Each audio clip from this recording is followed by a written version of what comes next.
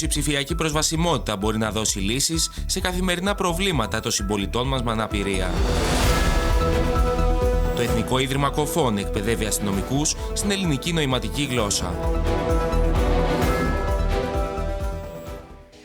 Στη Γενική Αστυνομική Διεύθυνση τώρα με μια διαφορετική είδηση. Για πρώτη φορά το Εθνικό Ίδρυμα Κοφών συνδιοργάνωσε με την ελληνική αστυνομία ένα σεμινάριο εκμάθησης της ελληνικής νοηματικής γλώσσας με τη συμμετοχή περισσότερων από 100 αστυνομικών. Το πρόγραμμα στοχεύει στη βελτίωση της επικοινωνίας των αστυνομικών με τους συμπολίτες μας που αντιμετωπίζουν προβλήματα ακοής.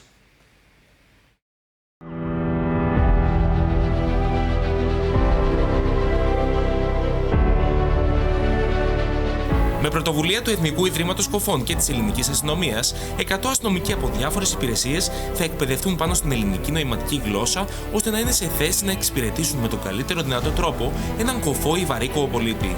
Αυτή η εκδήλωση έχει ενταχθεί σε ένα πρόγραμμα που κάνουμε, που είναι δωρεάν, που το κάνουμε εμείς μεταξύ μας, στο Ίδρυμα Κοφών δηλαδή, και στόχο έχει να επιμορφώσουμε τους επαγγελματίες, τους υπαλλήλους από τον ιδιωτικό και τον δημόσιο φορέα, όποιον θέλει δηλαδή, από τράπεζες, από νοσοκομεία, όλους τους υπαλλήλους που θέλουν να έχουν μια καλύτερη επικοινωνία με τους κοφούς, σε δεξιότητες επικοινωνίας με κοφούς πολίτες. Ο στόχος του σημερινού σεμιναρίου είναι να εκπαιδευτεί το προσωπικό της αστυνομίας τον τρόπο με τον οποίο έρχεται αντιμέτωπο και επικοινωνεί με άτομα που έχουν πρόβλημα ακοής. Είναι μια πάρα πολύ ωραία πρωτοβουλία του Εθνικού Ιδρύματος Κοφών σε συνεργασία με την αστυνομία και προφανώς και εμείς η Ομοσπονδία Κοφών συγχαίρουμε τη συγκεκριμένη πρωτοβουλία για να λυθούν τα συγκεκριμένα εμπόδια τα οποία προκύπτουν στη συγκεκριμένη κοινότητα.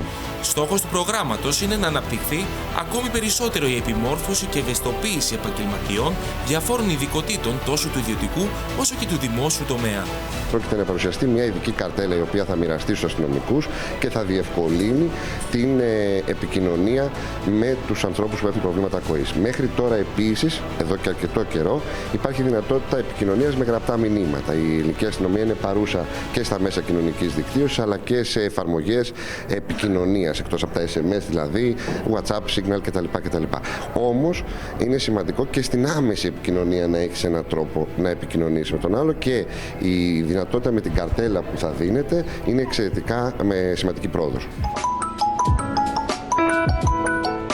Παρακαλώ.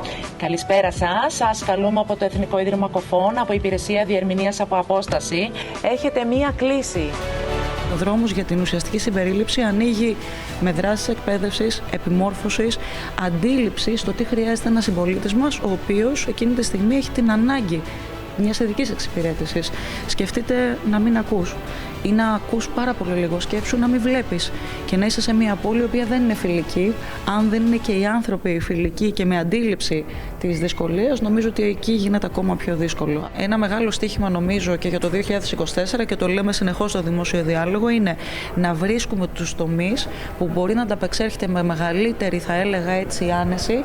Ένα άτομο το οποίο μπορεί να έχει πράγματι πρόβλημα κόφωσης, είναι ένα νευρικό άτομο και άλλες αναπηρίες.